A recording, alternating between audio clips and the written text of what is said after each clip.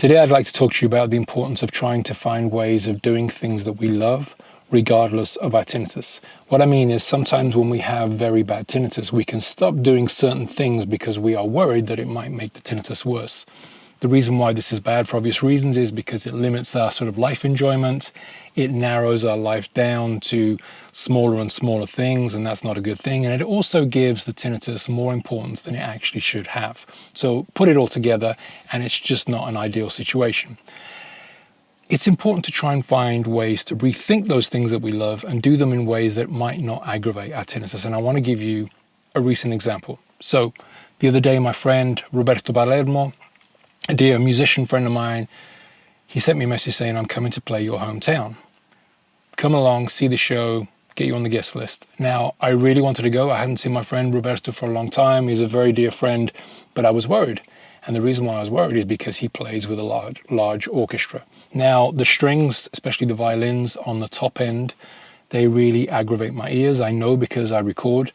I write music with strings. I work with a genius arranger called Pete Murphy, and he sends me these strings, and sometimes I have to lower the octave because the strings, especially the violins, aggravate my tinnitus. So that's why I know, and I was worried about it, but at the same time, I really wanted to go to the show.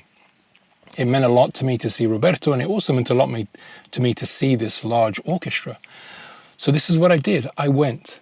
Now, I said to myself, I'm going to find a way to make this work. This is what I did. I obviously took my earplugs. Goes without saying, it's obvious that I took my earplugs. I met Roberto before the show. It was lovely. Haven't seen him in a long time. He's a dear friend.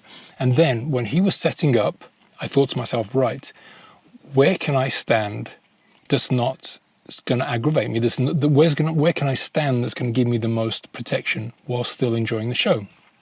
So while he was setting up, and the speakers were not turned on, the PA system was not turned on, I got some footage. I just wanted to be close to the orchestra while they were quietly rehearsing because it wasn't full volume.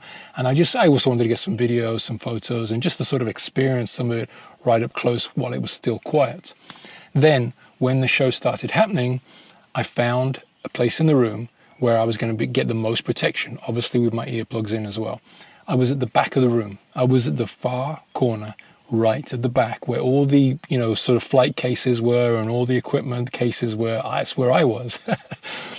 And I heard the show. I had my earplugs in, but I could still hear everything, and it was beautiful. It was emotional. I got to feel the warmth and the strength and the power of a full orchestra. Or I don't know if it's a full orchestra, I don't know how these things work, but it was an orchestra to me. To feel that and to feel the dynamics that you can only feel that in a room.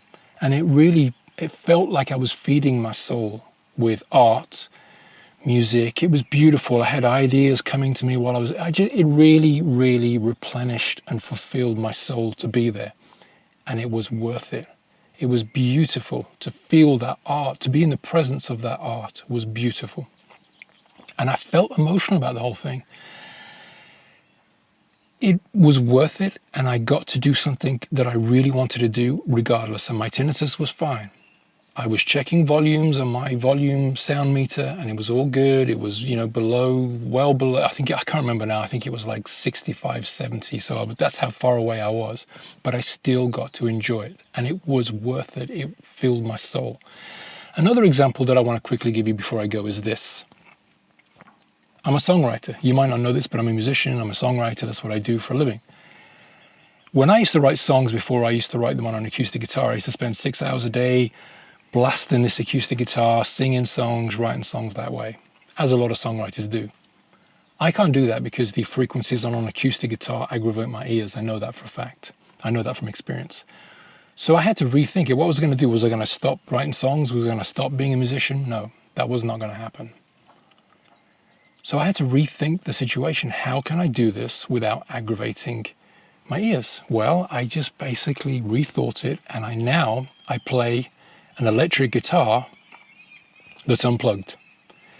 So I don't get all the resonance of the acoustic guitar, but I still get enough to write songs, to work songs out that way.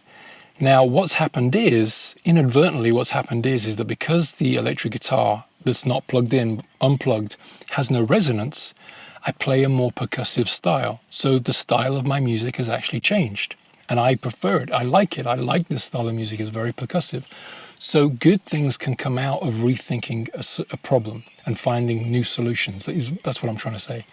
But the most important message of this video: try and find ways of doing things, or continue doing things that you love in a way that doesn't aggravate your tinnitus. Rethink the situation, rethink the problem, and come up with new solutions, because it's worth it. The less we do of the things we love, the more importance we give the tinnitus. The more importance the tinnitus has, the bigger the problem becomes. And it becomes like a vicious cycle. Let's get out of that cycle. Let's break it. Let's find ways of doing things that we love in a safe way. Obviously, you've got to protect your ears. That's important. But finding ways of doing them in a way that don't aggravate your ears and still getting the enjoyment. That's the message of this video. I hope it makes sense. I hope it wasn't too much waffling. I'll see you on the next one. Thanks so much for watching.